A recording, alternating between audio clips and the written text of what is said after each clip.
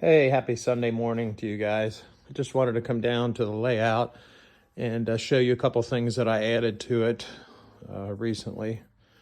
I actually put the Menards limited edition water tower. I added that. I think I got that truck. I don't know if I had that on there before. Ordered it from Amazon. Obviously, it's a container, but they got a different name on it, so it doesn't, maybe it was an issue with using the actual company name, but that looks familiar to most of you guys as far as containers that are usually on container trains or intermodals, but they changed the name on it. Also added the switch tower, another Menards element building. That's Menards. The Texaco station's Menards. Tide's Menards.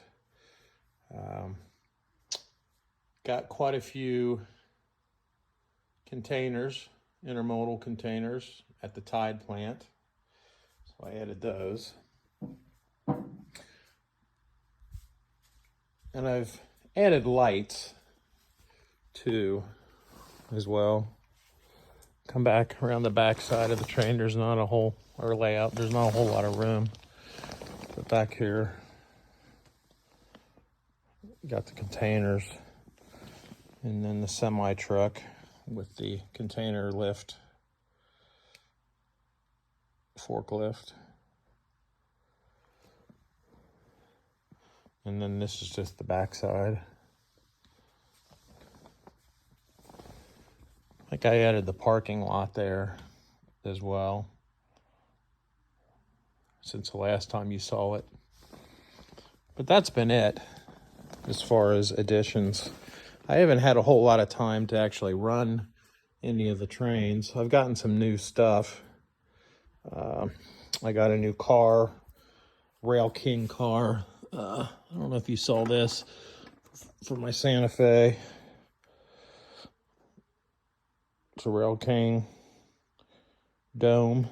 And then I also got one of the passenger cars, Santa Fe, Rail King. So that'll go with that lash up right there.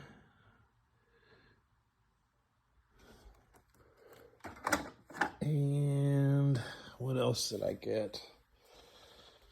I think that's it. Got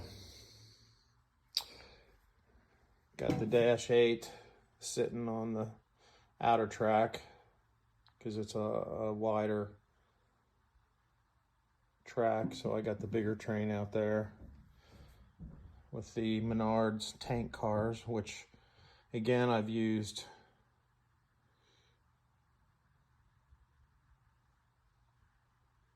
the rubber O-rings. You can't see them, but I've put them on all these cars just to keep the couplers from uncoupling. So the three white ones are Menards. Then that's Lionel, Lionel, Lionel, Lionel. And then at the end, I got one of the rail boxes. Those rail boxes are also Lionel. So that's it for the layout, which I've added. I did add a support here where I'm thinking about putting a 4x8 sheet, so extending it out this way where I'm standing. So it would be more like an L, but we'll see. I haven't had the time to do that, so anyway, that's a little bit of the rundown of what I got here. And I am going to post another video where I'm going to do an opening of a couple different things, but I thought I would just walk around the layout just so you could see it and some of the additions that I've made. I still like that hobby shop for sure.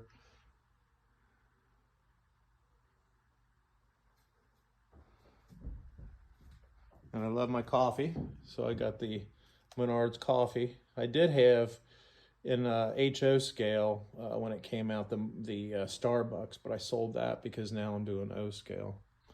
I do have the tower lights, and I put some smaller lights as well. That's a Lionel building, a Plasticville building. Couple of Lego vehicles. Got a USPS truck. That's a Hot Wheel car over there, the bigger one, the 142 scale, I think. Got a UPS truck over there. Texaco, the building, that's sentimental because my parents always would buy their gas at Texaco, and I remember being a child in the car when they would pull up to the pumps, back when somebody would come out and actually pump your gas for you and have you raise your hood and check your oil and add oil and that kind of thing when service meant something. And then more lighting. But yeah, I'm happy with it. And then the control center here. And that's pretty much it.